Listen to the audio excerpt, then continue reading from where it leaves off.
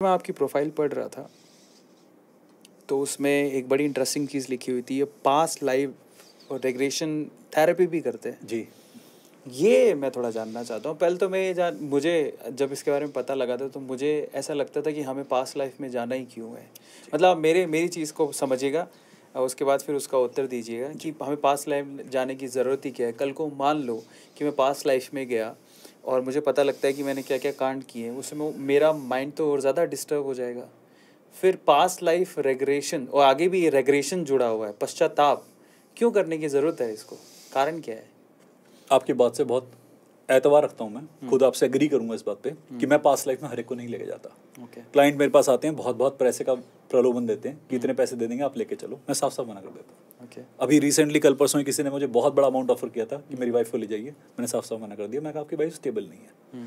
Past में जाना तब उपयोगी है जब प्रेजेंट को आप खंगोल चुके हो। जब तक किसी को अपने प्रेजेंट के बारे में कुछ नहीं पता, सामने रखा तौलिया नहीं दिखाई दे रहा, इन्हें पास्ट प्रेजेंट फ्यूचर कैसे दिखाएंगे? सही बात है। आपको सामने खड़ा इंसान ही नजर नहीं आ रहा, आपकी आंखों पे घमंड का वो चश्मा चढ़ा हुआ है, या आपके ज्ञान के क्षेत्र में आप इतनी उन्नति कर चुके हैं कि आपकी एजुकेशन, आपकी लिटरेसी भारी हो गई है। तो आप पास्ट लाइफ रिग्रेशन कैसे करेंगे?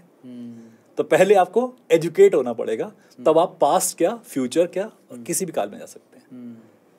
तो मुझे नहीं लगता कि हर कोई पास्ट लाइफ रिग्रेशन के लिए तैयार होता है, और ना मैं हर किसी को लेके जाता। ये उसके लिए है जब इंसान शांत हो जाए।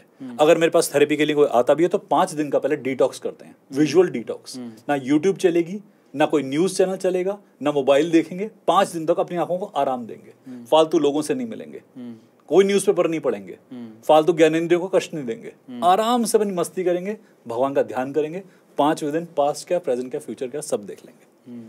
पर ये जरूरी तब है जब प्रेजेंट के अंदर कुछ ऐसा हो जो अनउत्तरित हो, अनआंसर्ड हो, तब हम पास की तरफ चलते हैं। नहीं तो दिमाग हमारे पास को लॉक ही क्यों करता, अगर वो इतना रेलेवेंट होता। मुझे बिल्कुल आपकी बात से एग्री है इस बात के लिए, और मैं 100% एग्रीमेंट देता हूं कि जब आप कुछ ऐसा देख लेते हैं पास्ट में जो कि सेटिस्फैक्टरी नहीं होता, कैटास्ट्रॉफिक होता है, और जब आप प्रेजेंट में आते हैं तो फिर आपको रिजॉल्व करना भी पड़ता है। कई बार क्लाइंट, मान लीजिए मैं केस लेता हूं, अपनी माता को देखा पास्ट में अपनी प्रेयसी के तौर पे, और उससे आप संबंध हो चुके हैं। अब आप कैसे भुलाएंगे उस मेमोरी को? अपनी माता को माता कैसे मांगेंगे वापस आते हुए? अब तो आपने संबंध की गरिमा भंग कर दी ना। तो इस गरिमा को बनाना बड़ा मुश्किल होता है। तो मैं इसलिए मानता ही नहीं कि हर व्यक्ति पास में जाए। कई बार हम मना कर देते हैं और लोग बहुत बुरा मानते हैं कि सर आप इतने अहंकारी हैं कि हमें लेके नहीं जाते। मैं कहा भाई मैं अहंकारी नहीं हूँ, मेरी औकात नहीं है, किसी और के पास चले वो ले जाएगा।